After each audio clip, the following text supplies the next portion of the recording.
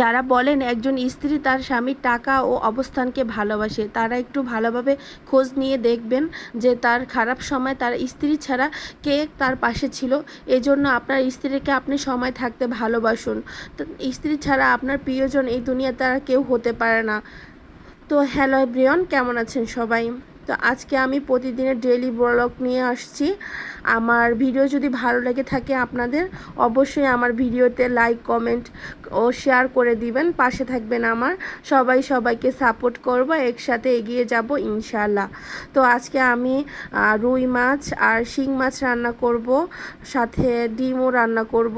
তো আমি এখানে মশলাটা কষিয়ে নিচ্ছি। আলু দিয়ে রুই মাছ রান্না করব, আর আলু দিয়ে রুই মাছ খেতে আমার অনেক ভালো লাগে।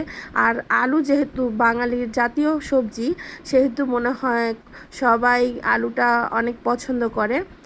তো আমি মাছটা ভালোভাবে ভেজে নিচ্ছি, আর একটু কড়া ভাজা দেব আজকে। মাছটা একটু নরম নরম টাইপের, মানে নরম টাইপের না, মানে তাজা মাছই অনেকক্ষণ বাহিরে রেখেছিলাম, এই জন্য নরম নরম হয়ে গেছে। তো আমার আলুটা এক চুলায় কষাচ্ছি, আর এক চুলায় আমি মাছ ভেজে নিচ্ছি।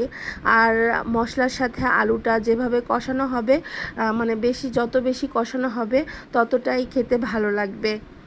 আর আমি তরকারিতে সবসময় গরম পানি ইউজ করার চেষ্টা করি। গরম পানি ব্যবহার করলে তরকারির স্বাদটা আরও দ্বিগুণ বেড়ে যায়। তো আমি এখানে আলু আর মশলা একসাথে কষানো হয়ে গেছে, দেখতেই পাচ্ছেন আপনারা। আমি ঝোলের জন্য এখানে পানি দিয়ে দিয়েছি, মতো পানি দিয়ে দেব ঝোলের জন্য। আর যেহেতু মাটির চুলায় একটু পানির পরিমাণটা একটু বেশি দিতে হয়। গ্যাসের চুলায় দেখা যায় পানিটা অতটা টানে না, কিন্তু পানিটা কম দিলেও দেখা যায় আঁচটা নিয়ন্ত্রণে রাখলে তরকারিটা ঠিকঠাক হয়ে যায়। তো দেখুন আমি মাছটা একটু কড়া ভাজা দিয়ে দিয়েছি। তো আমার মাছও ভাজা শেষ। এখন আমি এক এক করে মাছগুলো উঠিয়ে নিব। আর এই চুলায় আবার আমি ডিম ভুনা করব। আমার আম্মু আবার মাছ খেতে চায়নি, ওনার জন্য 3টা ডিম ভুনা করতেছি। উনি আবার ডিম ভুনাটা বেশি পছন্দ করে, মাছ খেতে চায় না। ইদানিং আমার মার মুখে মাছটা ভালো লাগে না, মাছ খেতেই চায় না। উনি এত রাগ করি যে তুমি ডায়াবেটিসের পেশেন্ট, তুমি কেন মাছ খাবা না, মাছ খেতে হবে, একটু খাও। উনি খেতেই চায় না, এই জন্য আমি এখানে আবার ডিম ভুনা করতেছি আমার আম্মুর জন্য। এই তো আমার তরকারিতে, আলুর তরকারিতে বলকও এসে পড়েছে, আবার ডিমের তরকারিতেও বলকে এসে পড়েছে।